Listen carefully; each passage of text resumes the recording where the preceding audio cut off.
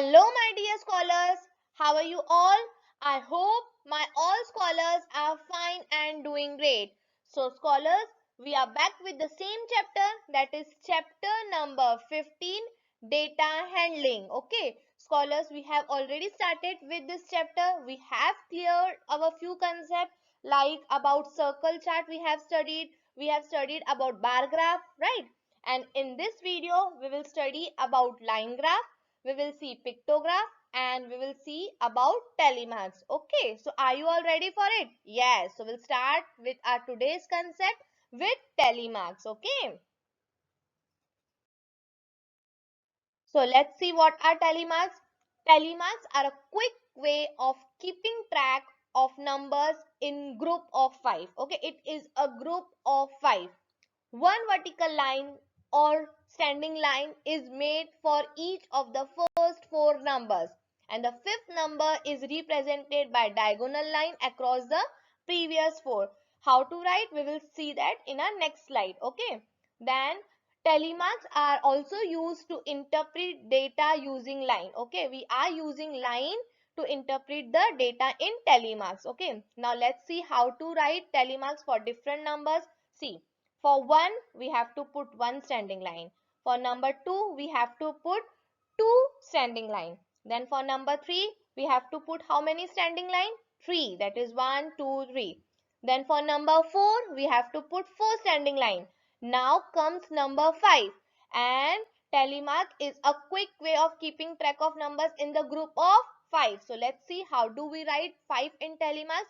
First of all, we have to put 4 standing line and then 1 diagonal line across the 4. Okay, this represent number 5. Okay, similarly we can write 6, 7, 8, 9, 10. Let's see how do we write 10. So first of all, 1, 2, 3, 4, then 1 diagonal line. This says that it is a 5. And next again 5 plus 5 is 10. So this is the way we write number 10 in telemarks. So scholars, you have to keep in mind that telemark is a group of 5. Okay. Now let's see. Let's start with exercise 15.2. I will solve few sums from 15.2. Rest all you have to do it by yourself. It is related to telemarks only. Okay. So scholars, let's start with question number 1, that is draw telemarks. Okay, in question number 1, you have to draw telemarks for the given number. Okay, so A, you have to do it by yourself. Here I am solving B number sum. So B is 15. You have to draw telemarks for number 15. Okay, so let's see how to draw it. See, this is a way. How do we draw telemark for number 15? See, 1, 2, 3, 4 and 1 diagonal line. This says that it is a 5 because telemark is in the group of 5. Okay, then 6, 7, 8, 9 and 10, 11, 12, 13, 14 and 15. Okay, now let's take one more example, that is number C. We have 18. Okay, so we have to draw telemarks for number 18. So see, this is the way how we draw telemark for number 18. Okay, so 1, 2, 3, 4, 5, 6, 7, 8, 9, 10, 11, 12, 13, 14, 15, 16, 17 and 18. Okay, now scholars will start with question number 2. Okay, so here we have question number 2, that is write the number shown by the given telemarks. Okay, so here telemarks are given, you have to write the number. So let's see. So this group represent how many numbers? 5 numbers, because in one group we have 5 numbers. Telemark is a group of 5 numbers. So 5, 5 plus 5, 10, 10 plus 5, 15 and 15 plus 5 is 20 and 21, 22, 23. So this group represent 23 number. Okay, now let's see C number sum. Again this group represent how many numbers? 5. Yes, because again and again I am telling you scholars, telemark is a group of 5. Okay, then 5 plus 5, 10, then 10 plus 5 is 15 and 15 plus 4 is 19. So 15, 16, 17, 18, 19. So this group of telemarks represent number 19. Okay, now let's see E number sum. First group again represent 5. So 5 plus 5, 10 and 10 plus 5 is 15 and 15 plus 5 is 20. So this group represent how many, which number? 20. Okay. Now scholars will start with our next concept, that is line graph. Okay. So scholars, let's see about line graph. What is line graph? A line graph is a type of chart or a graph used to show information that changes over time. Okay, it gives the information that changes over the given time. We plot line graphs using several points connected by straight line. Okay, here what we have to do, we have to connect the points. Okay, when we'll connect the points, we will get straight line. That's why this graph is known as line graph. We also call this graph as line chart. Okay, the line graph comprises of two axes. How many axes? Two axes, known as x-axis and y-axis. Okay, the horizontal axis is known as x-axis and vertical axis is known as y-axis. See here, can you see this graph? This is a line graph. When we will connect these dots, okay, with each other, we will get straight line. Okay, can you see this straight line? Fine.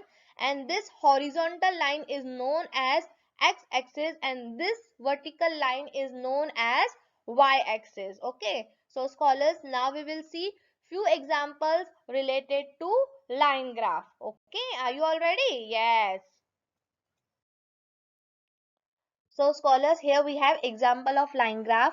This line graph shows that the number of people visiting a museum at various time of a day. Okay, so this is a line graph which gives us information about the number of the people visiting a museum at different time of a day.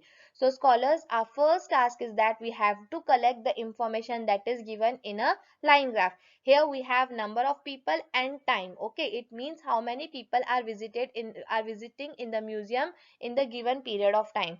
So let's collect that. So at 10 a.m. how many people are visiting? 5 people. Okay, at 11, 10 people. Then at 12, 15. Then at 1 p.m. how many? 25 people. At 2 p.m., 30 people. At 3 p.m., 40 people. At 4 p.m., 45 people. At 5 p.m., 35 people, and at 6 p.m. 20 people are visiting a museum. Now scholars, we will solve few questions related to it. You have to read the bar graph properly and you have to answer the given question. Okay. So the first question we have, what is the graph about? Okay, so the graph is about the number of the people visiting a museum at various time of a day. Okay, next question, what is the busiest time? Okay, busiest means at what time the number of people visiting are highest. Okay, so here we can see that 45 number of people are highest at 4 p.m. So our answer will be 4 p.m. is the busiest time. Okay. Next question. How many people are present when the museum opens? Okay. So the museum opens at 10 a.m. So at that time, how many people are present? So at that time, only 5 people are present. So 5 people are present when the museum opens. Okay. Now scholars, we will see few more questions related to this line graph. Okay. So scholar, next question is how many people are present at 11 a.m. So we have to see how many people are present at 11 a.m. So let's see where is 11 a.m. Here we have 11 a.m. Now we have to see the number of the people that are present at 11 a.m. So here we have 10 people. Okay. So 10 people are present at 11 a.m. Scholars, we have to write answer in full sentence. Next question. What is the maximum number of people who visit the museum at a given time? So we have to find the maximum number of the people. Here from this graph we can see that we have maximum number of people as 45. So 45 is the maximum number of people who visit the museum at a given time. Okay. Next question. How many people are present when the museum closes? Okay, so the museum closes at 6 p.m. So how many people are present at that time? So at that time only 20 people are present. Okay. Now we will see few more questions related to its scholar. So next question, lunch time for the museum is at 1 p.m. Okay, so the lunch time is at 1 p.m. What was the number of the people who visited the museum more before or after lunch? So here we can see that the maximum number of people are 45, okay, and they are visiting at what time? At 4 p.m. So obviously the number of people visiting the museum more are after lunch, okay, so our answer will be after lunch. Okay, now we'll come to last question, that is, if you want to volunteer your service in this museum park for 1 hour but you have time only after 4 p.m., which time period would be most helpful for the museum? Okay, we have to find which time period will be more helpful to the museum.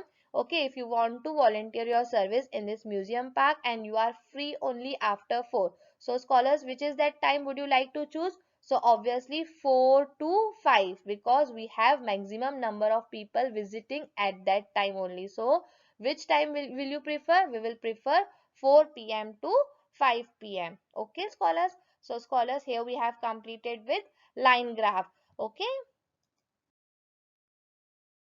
So scholars, let's come to a last concept, that is pictograph. Okay, the word itself says that it is something related to pictures. Yes. So pictograph is a way of showing data using images. Okay, we can find the data by its pictures. Okay, each image stands for a certain number of things. Let's see with the help of example. See, here it is given a pictograph, okay, where we have mode of transport and number of students. Number of students are represented by smiley, okay, by the picture, that is smiley. Now from this pictograph we can easily collect the information. Okay, so here we have mode of transport as bus, car, walking and bicycle. So scholars, first of all you should know the key of this picture, key of this object, key of this image. Okay, so one smiley stands for three children. How many children? Three children. Now we can easily find out the number of the children that are traveling by bus. Okay, so first of all we will count how many smileys are there. 1 2 3 4 5 6 7. So 7 smileys are there for bus, and each smiley represent how many children? Three children. So let's see, 7 multiplied by 3 is equal to 21. So 21 students are going by bus. Let's see for the car, how many smileys are there? 1, 2, 3, 4. So 4 smileys are there and each smiley represents 3 children. So 4 multiplied by 3 is equal to 12. So 12 children are going by car. Now let's see how many are going by walking. 1, 2, 3, 4, 5, 6. So 6 multiplied by 3, which is equal to 18. So 18 scholars, 18 students are going by walking. Okay, let's come to bicycle. Here we have 3 smileys and each smiley represent 3 students. Okay, so 3 multiplied by 3 is equal to 9. So 9 scholars, 9 students are going by bicycle. So scholars, here we have completed with the chapter. Now it's your time to complete this exercise in your workbook. Rest everything we will discuss in a Zoom class. Okay, scholars. So bye, scholars. Take care of yourself.